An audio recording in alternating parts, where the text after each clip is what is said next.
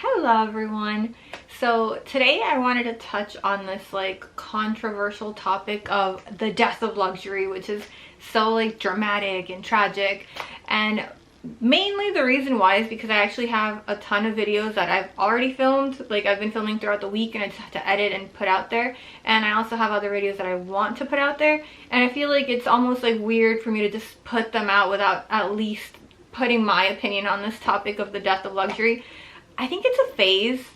I'll just throw it out there. My first thing is I think it's just a phase, which is fine. Even if it's not, that's still okay because we still get to choose what we do with our lifestyle, with our fashion, everything.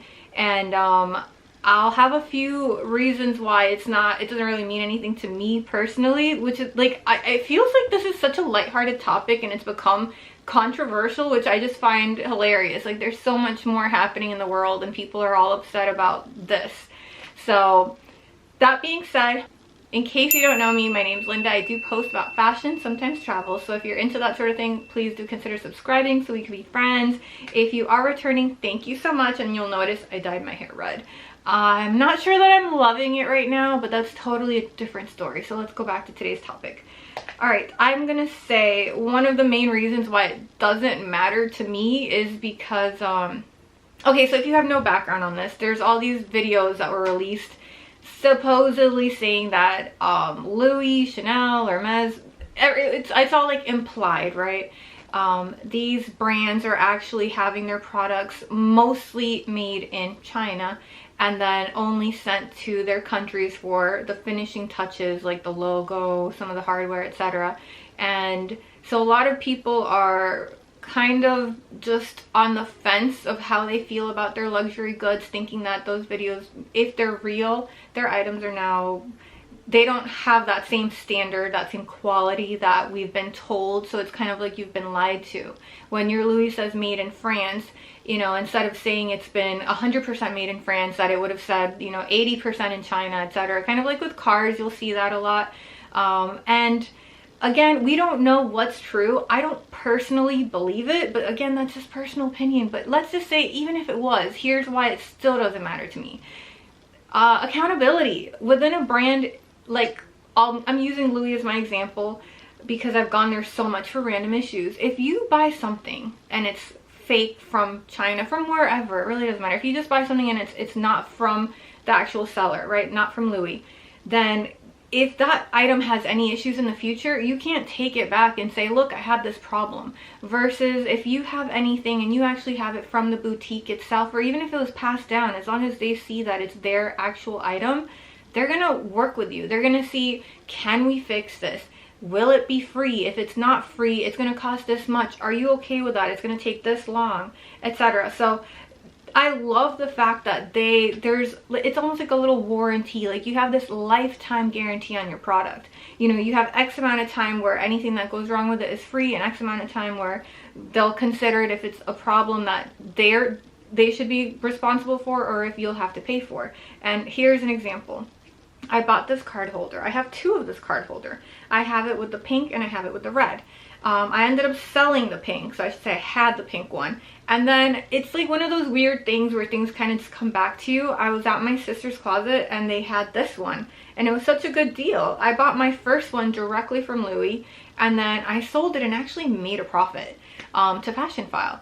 And then later on I found the exact same one but with the red, and even I'm trying to remember if I'd gotten my initials on the other one. Well, either way they're LV, so it's not like it really matters, but I remember the guy was saying maybe don't, because you know, anything you put your initials on loses value automatically.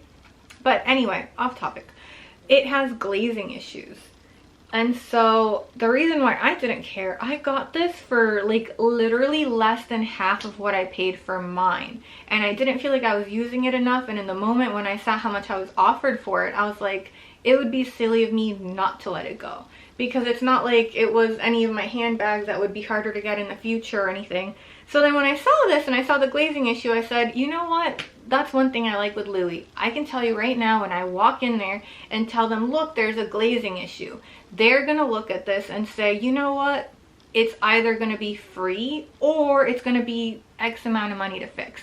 But if you got one and it's not authentic, not original, then you're not going to get that. So yeah, sure, of course you can buy another version of this for like 10-20 bucks, and then if something happens to it, what do? You just try to fix it yourself or throw it away. Versus if you get the one from the boutique, you can take it there, they're gonna fix it for you. And I love that, because over the years things happen. I haven't had a ton of issues with my Louis items, but the few issues that I have had, like another card holder that had a glazing issue, completely free, they fixed it. My mom had an issue with her Speedy, they fixed all of it for free. One of my Speedies, they even threw in the strap. They only charged me for like one thing, and then I got it back and they threw in the strap. They packaged it so beautifully, and I feel like that's kind of part of what you're paying for with these brands. Number one, there is a quality difference. You can tell me otherwise, and it's kind of hard unless you're comparing them side by side, which I have seen those videos. But also, I've seen super fakes. I've been walking around Thailand or Italy, and they have like a mat on the floor filled with all the super fakes, the ones that you can't even tell aren't authentic.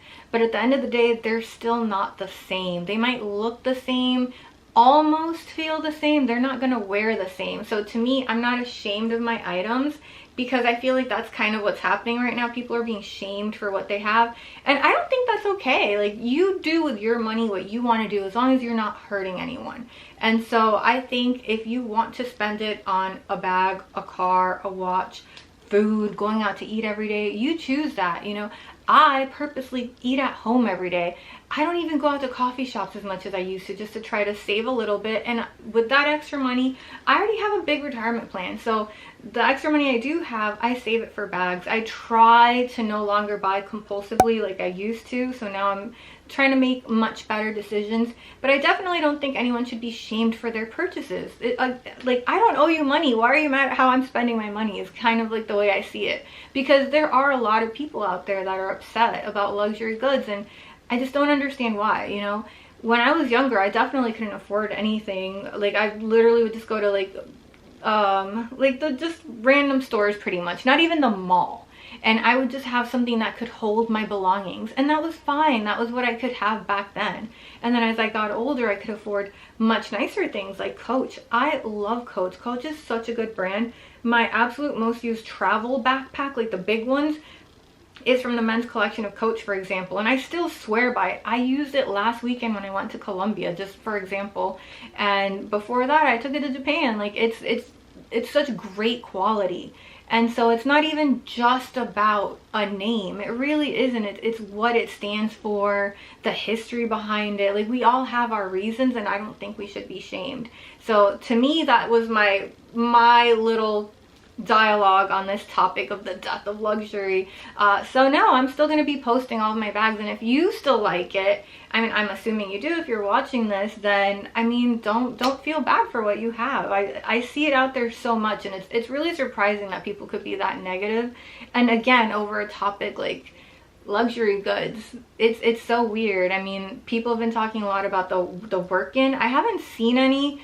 I guess because I usually, again, I don't go out a lot, so the only time I'm out is when I'm traveling. But when I'm home, I literally just do work home, occasionally a happy hour here. It's extremely rare.